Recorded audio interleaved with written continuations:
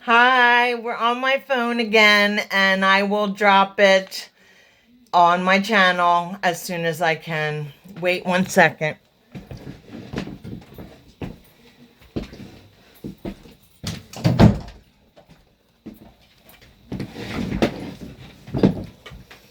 Okay, we're going to go to the two workbooks today again.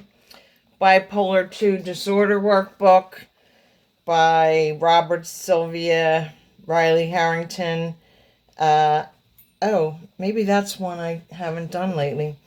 And then Overcoming Bipolar Disorder, Complete Workbook for Managing Your Symptoms and Achieving Your Goals, Bauer, Kilborn, Greenwald, Ludman, and McBride. Okay, so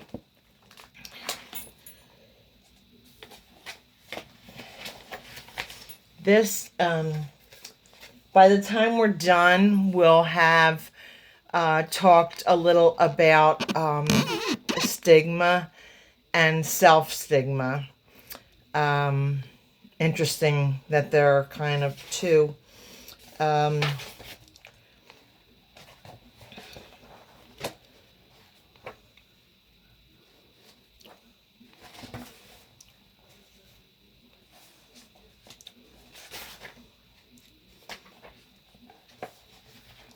Okay, applying acceptance to bipolar 2 disorder.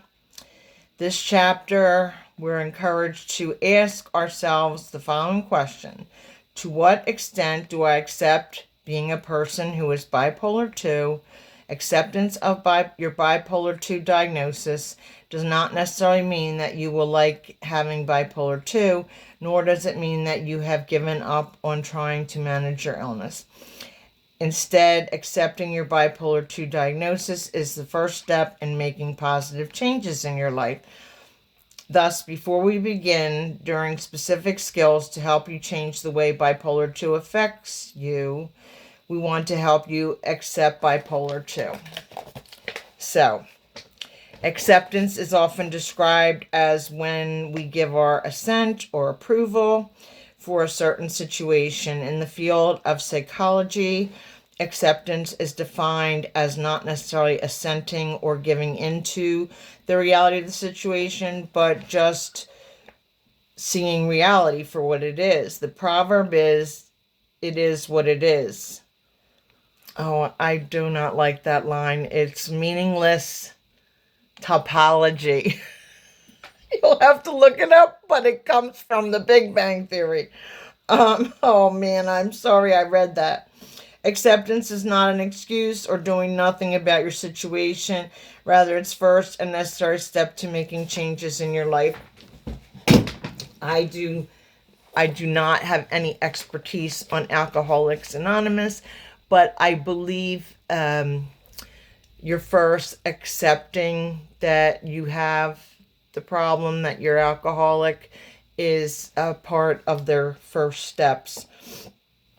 Imagine that Pete, a 29-year-old store clerk in New York City, must move in with a roommate because he can no longer afford to live on his own. Pete is very upset about this and thinks, "I just can't believe that I have to have a roommate after living alone for 5 years. This is so unfair." As a result, Pete is angry and irritable and toward his new roommate, Joe, and does not make efforts to live peacefully with him. For example, he does not clean up after himself. He comes home late. He plays his music loudly. Now imagine in an alternative situation. In this situation, Pete is still disappointed that he must live with a roommate, but in the scenario, he says to himself, "Having a roommate isn't really annoying, but at least this will help me financially, so I'll do my best that I can to share my space, and hopefully I can have my own place again." As a result, Pete tries to live peacefully with Joe by cleaning up after himself, being quiet, and generally trying to compromise and solve problems with Joe. The second situation, an example of practicing acceptance. When you practice acceptance, you recognize your current situation for what it is, and that you may not like it, you try to make the best of it. Okay. More about Pete, and then about another person, Michael. At this point, you may be thinking, it's one thing to practice acceptance about living with a roommate, but it is very different to practice acceptance with regard to living with a chronic mental illness. Chronic, can't be cured, that does not currently have a cure. We are absolutely right. Practicing acceptance is difficult, particularly when the stakes are high. In short, it is much more difficult to accept that you do not like, and most people do not like, living with bipolar 2. Remember that practicing acceptance does not mean that you like or enjoy having bipolar 2. In the preceding examples, do you think Pete is looking forward to having a roommate? No, not at all.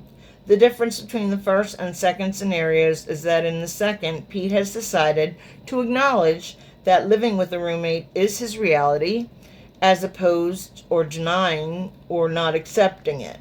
We argue that working toward accepting your bipolar 2 is vital in making positive changes in your life. This is similar to how Pete will likely better manage the living situation after accepting that he must live with Joe. Now, here's an example, Michael. This, page and a half, I may not have said this that much, but bipolar disorder 1, it's used Roman numeral 1. I know people seem to have gotten away from using Roman numerals, and bipolar 2, Roman numerals, 2 capital I's. I just want to mention my theory as a teacher of why the Roman numerals have kind of slipped in any importance in math education. So here's the thing. The chapters on Roman numerals, calendars, measurements, etc., is a chapter near the end of the book. What I learned as a middle teacher, not in the beginning. In the beginning, I thought I had to finish the book. It's not actually finishing the book you have to do. It's covering the curriculum for your school system. So anyway, if you don't move that chapter from the back to maybe the middle, right before Christmas, right when students come back from Christmas, and before Christmas, they're all excited, but you're introducing something. If you introduce it later, when they come back in January, they're having to get used to being a student again. And there are still some clocks places that have Roman numerals, and it shouldn't really be that difficult if you know where the regular numbers are. The Super Bowl was Super Bowl 60, which is L for 50 and X for 10, 60 in Roman numerals. So, I feel like, hang on a second. I feel like we should still use Roman numerals unless there's nowhere in life that Roman numerals are used. But there are still, some places. And I feel maybe it started with the new math, but it also started, and I don't want to go into the old math, new math, old math, because that's a story unto itself, and it's not so much about bipolar disorder. But I think my theory about this chapter coming at the end of the book, and if you seem to cover the curriculum and what's important, then measurement, Celsius, Fahrenheit, centimeters, millimeters, inches, yards, miles, liters, um, then a lot of that isn't covered. Significantly, if you're going into the sciences or medicines, you're going to have to know that liter, milliliter, Celsius, you're going to have to know that. So why shouldn't you begin to know a little bit of it in elementary school? I think I went on a preaching. All right, so Michael's age 55, has always practiced a healthy lifestyle. He eats a well-balanced diet, exercises 4 days per week, and has never smoked. However, for several months now, he has noticed a worsening cough, shortness of breath, and wheezing. He finally goes to see his doctor, who, after a series of tests, informs him he has lung cancer and must start treatment immediately. Michael is devastated and also angry and says to himself, how could this happen to me? This is so unfair. I've always lived a healthy lifestyle. These tests must be wrong. After a few days in which Michael talks to friends, family, and doctors, his anger subsides and he makes important realization. In order to start treatment for his cancer, he must acknowledge the fact that he indeed has cancer. If he were to continue denying this reality, he would likely not seek or adhere to his treatment and thus make his situation worse. So he starts telling himself, I am very sad that I have this illness, but I will do everything I need to do to try to make it better. He recalls the information he found on lung cancer, carefully follows doctor's orders, and joins a local cancer support group. Although he is certainly not happy, he recognizes it for what it is, and it allows him to manage it as best he can. In short, Michael is practicing acceptance. So what they're saying is you can elicit from that a way to handle bipolar 2 disorder. I doubt anybody is thrilled when they get that diagnosis, because it's not just an episode of depression.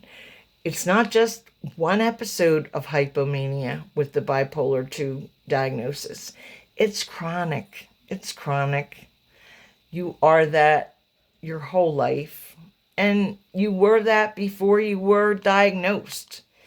But it has onset times. A lot of bipolars between 18 and 21. It can come later, can come a little earlier, but the median, which is not like the average, okay?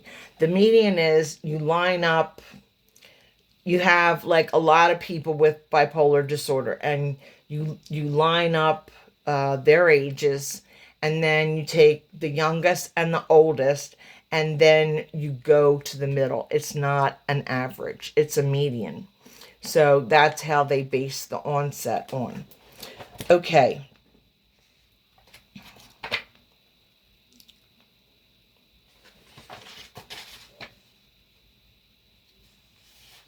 Okay. I'm going to go to 2 stories in the Overcoming Bipolar Disorder. This is Jim's story. Jim and Mary have been married for 6 years before Jim had his first manic episode, which seemed to come out of the blue. Mary was frightened and then angry, and as Jim discovered, more and more of time together seemed to focus on his bipolar symptoms. Would the symptoms come back? Was he taking his medications?